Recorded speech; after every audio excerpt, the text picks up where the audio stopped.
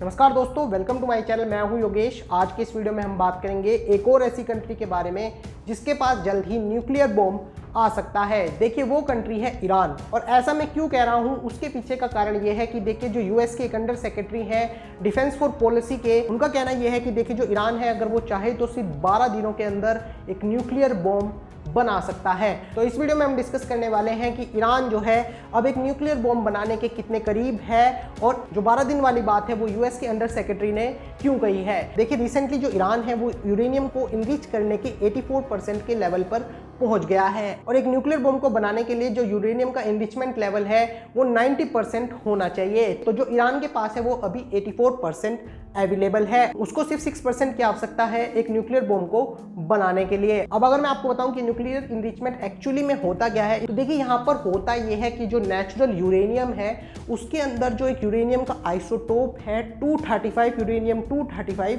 उसकी जो संख्या है उसको लगातार बढ़ाया जाता है और उसको जो है उस लेवल पर पहुंचा दिया जाता है जहां पर उसके बाद उससे एक एटम बॉम्ब या न्यूक्लियर एनर्जी बनाई जा सकती है, जिसको आप पीसफुल पर्पस के लिए भी यूज कर सकते हो और जिसको आप चाहे तो एक वेपन की तरह भी यूज कर सकते हो। अब जो ईरान है वो एक न्यूक्लियर बॉम्ब को बनाने के इतने करीब पहुंच गया है तो उसके पीछे कहा जा रहा है कहीं ना कहीं रशिया का हाथ है, क्योंकि जो ईरान है उसने रशिया की लगातार हेल्प की है रशिया यूक्रेन कन्फ्लिक्ट के दौरान। और काफ़ी सारे जो ड्रोन हैं, वेपन है, जो मिसाइल है ईरान के पास, like kamikaze drone, Shahed 10 drones और जो अदर जो वेपन है उनके पास, वो उन्होंने लगातार जो है रशिया को सप्लाई किए हैं और जिनका रशिया ने भरपूर इस्तेमाल किया है रशिया यूक्रेन वॉर के दौरान और यूक्रेन की काफ़ी सारी जो सिटी हैं उसको हिट करने के लिए। अब जो रशिया है वो हो सकता है कि ईरान को इसी के एवज में एक न्यूक्लियर बॉम्ब बनाने में हेल्प कर रहा हो।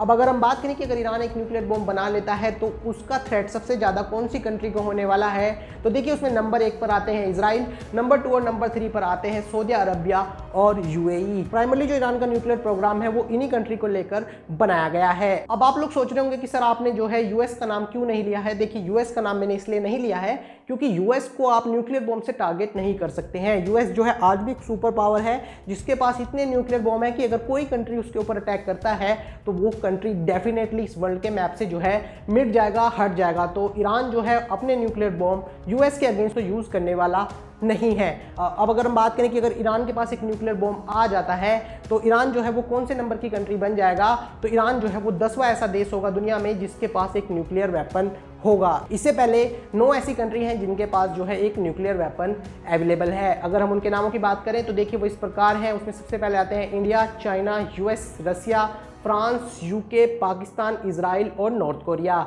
और अब एक और इम्पोर्टेंट बात जो इसमें रह गई वो ये है कि जो ईरान है उसके ऊपर जितने भी सैंक्शन आज तक लगे हैं वो सिर्फ इस न्यूक्लियर प्रोग्राम के वजह से ही लगे हैं। लेकिन ईरान ने जो है लगातार इस प्रोग्राम को आगे बढ़ाया है, चाहे वो न्यूक्लियर डील हो 2015 की जिसको 2018 में डोनाल्ड ट्रंप ने तोड़ दिया, वो भी क्यों ना हो, लेकिन जो ईरान है वो अपना काम करता रहा है और आज वो न्यूक्लियर बॉम्ब बनाने के इतने करीब पहुंच गया है। अब एक इंटरेस्टिंग फैक्ट जो इसमें बचता है वो ये है, क्या इजराइल ईरान के न्यूक्लियर बॉम्ब को बनने देगा या नहीं देगा, क्योंकि इजराइल को पता है कि जो सबसे ज्यादा थ्रेट इन न्यूक्लियर बॉम्ब से आने वाला है वो हमें ही आने वाला है। तो देखने वाली बात होगी कि जो इजराइल है उसकी क्या प्रतिक्रिया रहती है और क्या इजराइल जो है वो एक ईरान के जो न्यूक्लियर प्रोग्राम है उसको सैबोटेज कर पाता है या नहीं कर पाता, और क्या ईरान जो है वो 10वां कंट्री बन पाता है जिसके पास एक न्यूक्लियर वेपन जो है वो अवेलेबल होगा। तो इस वीडियो में इतना ही। Thank you. जय हिंद।